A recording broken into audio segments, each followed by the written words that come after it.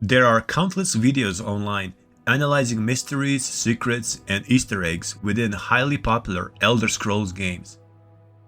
Most of them are about Skyrim, since it's the latest and most popular title in the franchise, while some occasionally go back to Oblivion, a game that came out in 2006. This isn't surprising, as Elder Scrolls games are known for complex world building and storytelling, and for that reason provide near limitless source of entertainment. As a huge fan of the series, I myself spent years and thousands of hours exploring the unique and wondrous world of Tamriel. With that said, my favorite Elder Scrolls game is Morrowind, a game that is today by all means considered archaic, but nevertheless still popular and with a surprisingly active fan community. This video is about that game, and specifically I will discuss a certain mystery that had been on my mind for almost 20 years. Hello and welcome, my name is Alec, and today I am going to talk about one of my favorite Morrowind mysteries, if you can call it that way. It's not technically a mystery, perhaps a fun little detail. And before we begin, I really want to stress that this is nothing super important, but is in my opinion a nice example of typical Bethesda's world building and ambient storytelling that I personally find very enjoyable. Now, it does feel weird analyzing a 20-plus-year-old game, but my channel is already heavily focused on Morrowind, and the game is built in such a way that even after all this time, there are things left open for interpretation, and honestly, it's fun. Also, Morrowind may lack the amount of detailed world building found in later games, such as Oblivion and Skyrim, but I do believe that it still offers some mysteries that are worth talking about.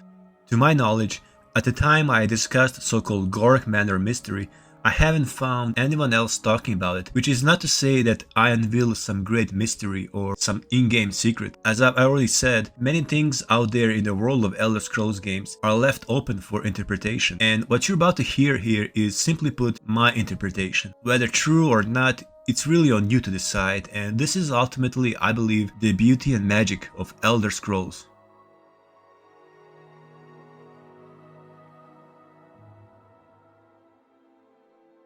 In order to cover today's mystery, we're gonna pay a visit to Caldera, one of my favorite little towns. It's located just north of Balmora and is basically owned and operated by the Empire. Walking down the streets of Caldera, one truly feels like magically transported to Cyrodiil, or even High Rock.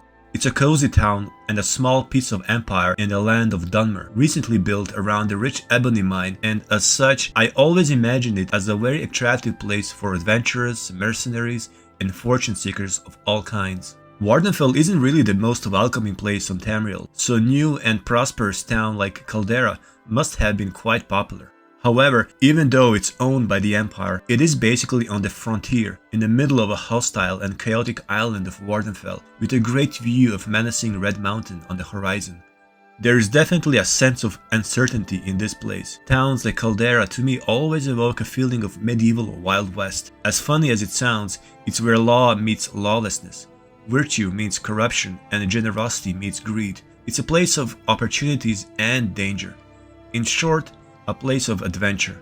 And there are traders like Varric Gemain, offering a large collection of rather useful enchantments, perfect for a starting adventurer. Local smith Hodlismot can provide us with some rare and expensive pieces like complete adamantium armor set, or Duke's Guard silver armor. Clothier Falanamo has a large stock of expensive and exquisite clothing items, and there's even Mages Guild, offering a variety of services to both members and outsiders. And how can we not mention Irgola the Redguard, an ex-adventurer and a goblin hunter turned pawnbroker.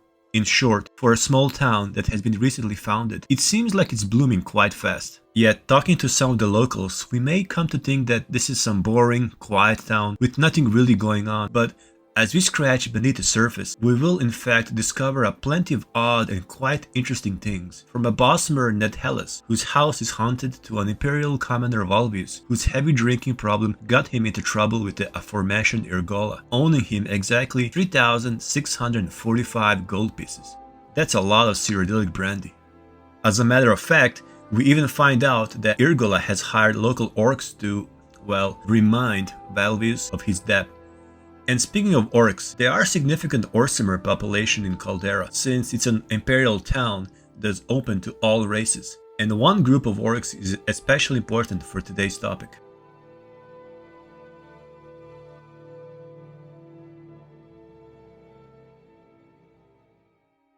Meet Ghorak, a knight, leader of a band of orcs occupying a large property called Ghorak Manor.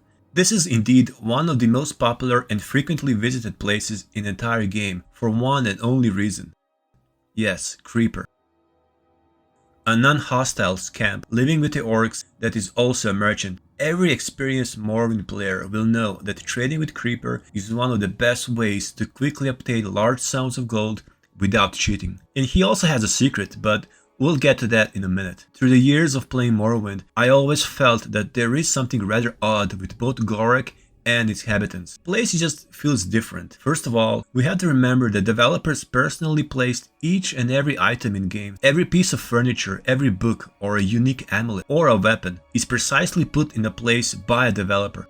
I always like that fact, as it makes the game feel more personal and special.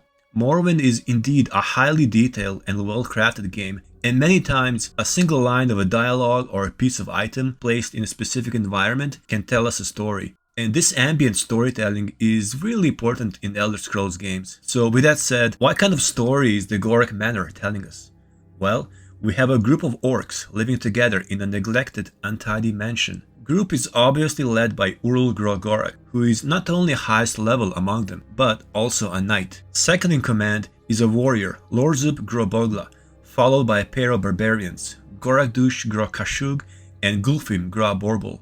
Lastly, we have a bard, Duma Lag, who is also an aspiring artist. All in all, quite an interesting adventuring party. So, what's so special about them? First of all, everyone knows that they won't report a crime, meaning player is free to steal anything in the house, or even murder every single one of them. This led some to believe that orcs themselves are outlaws, which is quite possible. However, I think they are not mere bandits, nor would the outlaws live so openly in the urban area. Also, mere bandits wouldn't own one of the largest properties in town. It's a three-storied manor after all, and not just in any town, it's Caldera, a newly built and popular imperial mining town that drew in all the rich merchants and is closely guarded by the Legion. Bandits occupy caves, isolate campsites, ruins, so it's obvious that we are dealing with something else here. My impression was always that Ghorak and his companions are mercenaries. First of all, Ghorak himself is a knight. Let's take a brief look at the description of a knight class in Morrowind. Of noble birth or distinguished in battle or tourney, knights are civilized warriors, schooled in letters and courtesy, governed by the codes of chivalry. In addition to the arts of war, knights study the lore of healing and enchantment. An Orsimer knight that owns a large manor in an imperial town is definitely beyond a mere bandit level. He could indeed be even of noble birth, but that's not all. Sir Ghorak and his companions carry some rather expensive rare items. For example, Ghorak wields an ebony sword that has base value of 20,000 gold pieces. And we have to remember that high-end items, and especially weapons, are more rare in Morrowind compared to later games where they appear as random loot. And warrior Lorzub wields a scary-looking Dwemer battle axe, as well as enchanted flame arrows. These orcs also possess a number of enchanted items, like rings and amulets. Lorzub and Gulfim both own a healing balm amulet. Gorakdush has a viper bolt ring, and Ghorak himself prefers a dire spark bolt ring that deals shock damage. On top of that, on the third floor there's a near complete, highly valued orcish armor set and a hidden enchanted blade. It's quite a collection. There are also other valuable items around the house. There's not one but two skill books, Nightfalls on Sentinel and The Wolf Queen Book 7, as well as few other ones on the third floor, including the Book of Daedra. So it seems that the mercenary company of Sir Ghorak is quite successful at whatever it's doing. They own a mansion, possess valuable items, and by the looks of the interior, they party a lot. Yet I always felt that there is more to this place, that there is a secret related to Ghorak, and I just had to discover it.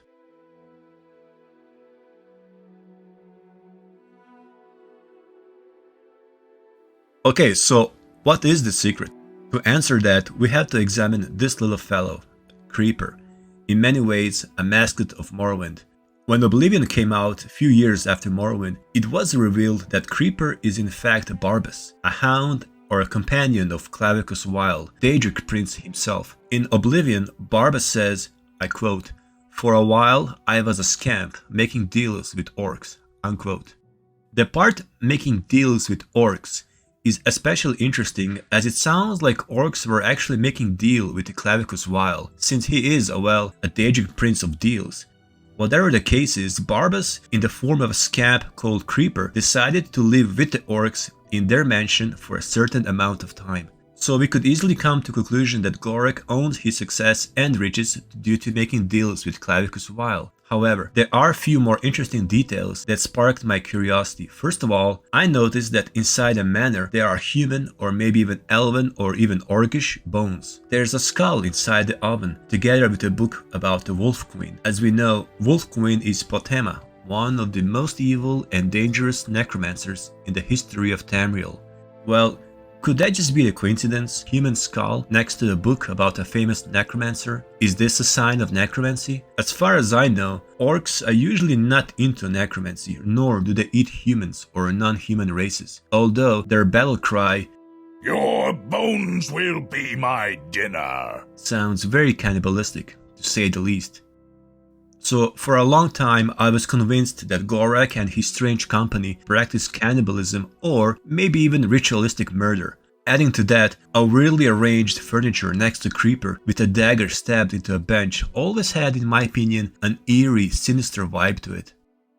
I've also done a short research into Barbas and Clavicus Vile. I found out that name Clavicus most likely comes from a book known as Lemegeton Clavicula Solomonis, a medieval anonymous grimoire on demonology which even includes a shape-shifting demon called Barbas.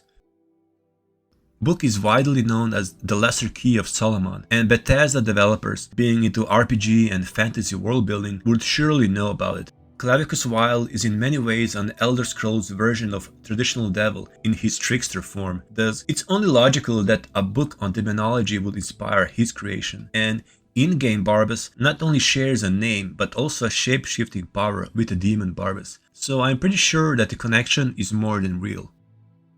So with all of that said, when Barbas says, "I've made deals with orcs," it does sound like there were some pacts involved. Clavicus Vile surely wouldn't miss an opportunity to offer a deal or two to those fortune-seeking orcs. But is there anything else to add? Well, there is. As we know, throughout the game, there are numerous secret Daedra worshippers, and Clavicus definitely has his own share of followers. Looking at you, Adis, well, beside her, there is someone else, someone even more notorious, more powerful, and more fashionable. That is Sorkvild the Raven.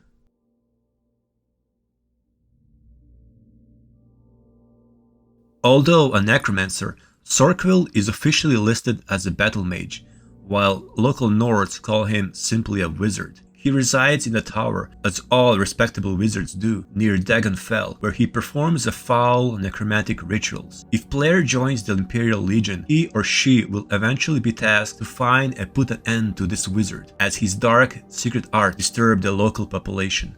After dealing with him and his bodyguards, we will discover that Sorkvild carries a very unique item, a famous Daedric artifact known as Mask of Clavicus Vile.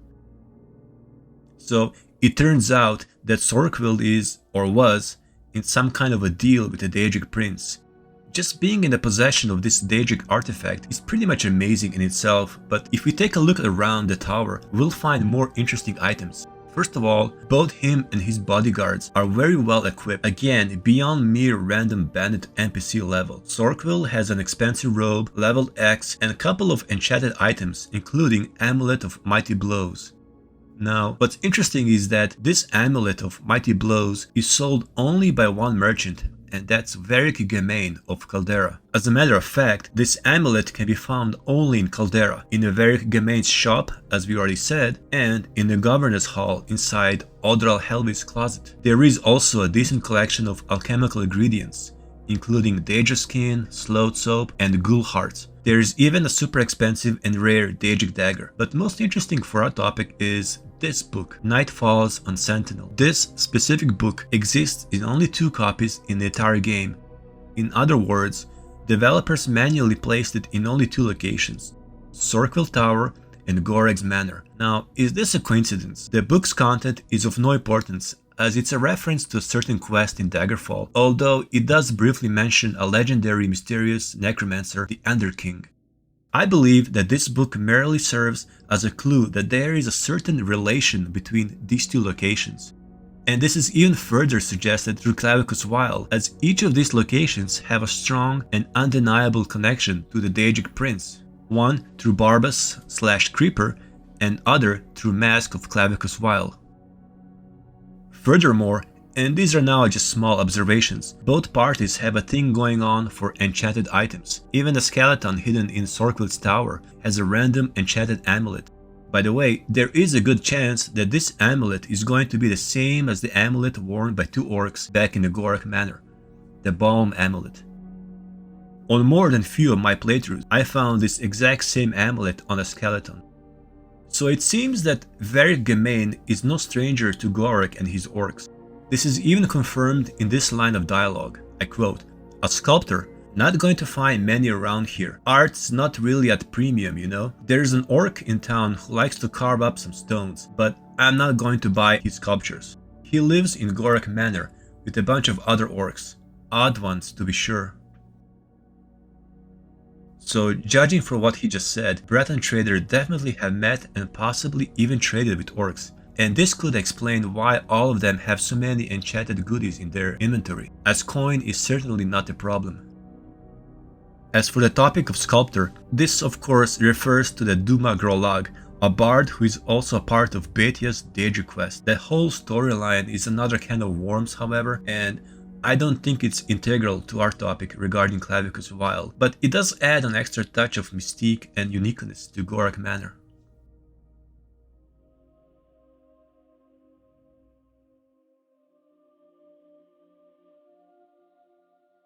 Okay, so let's try to summarize everything we have said so far.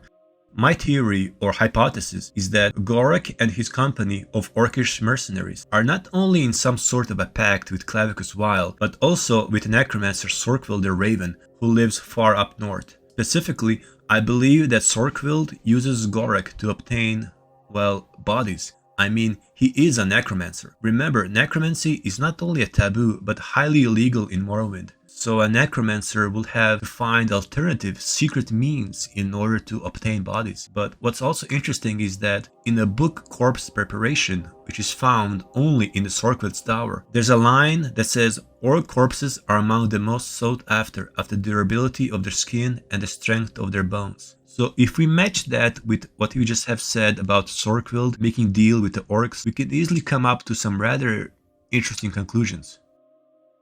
One of which is, what if that skeleton in Sorquild's Tower, same one that wears an enchanted amulet similar or sometimes even same as the amulet worn by two members of Ghorak's party, belonged to an orc who used to be the same orcish party? Again, we do have a book on necromancy directly suggesting that orcs are best servants due to the strength of their bones, and the book is right on the Sorquild's desk while he's working with a party of orcs who just happen to wear an enchanted amulet that has a high chance of being exactly the same as the amulet found on a skeleton in his tower. So in the end, we may ask, why Clavicus Wild? Well, an ambitious necromancer would certainly seek a help from a Daedric prince whose domain is making deals in exchange of power. And the fact that he's wearing Clavicus Wild's most prized artifact means Sorkvild is, in a way, and at least at one point in time, his champion. At the same time, we have Barbas, who is in many ways not only directly connected and related to Clavicus, but also a part of him, and who is living with a bunch of orcs who also, as it happens, have all these small connections to Sorkvild through various hand-placed items. Both parties are quite successful and well equipped with some of the rarest and most expensive in-game items, which means that their deal with Clavicus is in full effect. And not only that, we have Creeper, who it seems has an unlimited flow of gold in his pockets. This would also explain the presence of bones in Ghorak Manor, as well as the book on necromancy. As mercenaries, these orcs would easily have an access to bodies which would then transfer to Dagon Fell to be used in necromantic rituals. They have lots of space, storage, and wealth to cover all the tracks, and there's also a chance that they have performed a ritualistic sacrifice, possibly on one of their own, maybe as a part of the deal with the Daedra. There are theories floating around about Clavicus Vile demanding human sacrifice through ritual, offering in return wealth and power. One of my favorite fan theories revolve around a very similar idea, for example, one about Hackdirt, a well-known town in Elder Scrolls IV Oblivion, or a pretty much same theory about Rorikstead in Skyrim. They all involve a group of people, sometimes entire towns, making deals with the Daedra in return for power and wealth. So there it is, the Ghorak Manor mystery. Like I said in the beginning, it's nothing big, nothing spectacular, or even relevant to the main game storyline, and 99% of players wouldn't even notice any of these details simply because they don't matter. Yet I believe that developers made a special effort to create all these mini stories that enrich the world of Morrowind, making it more alive and organic. I believe this is one such example. With that said, thank you all for watching. I had lots of fun making this video, I hope you enjoyed, and I'll see you guys next time.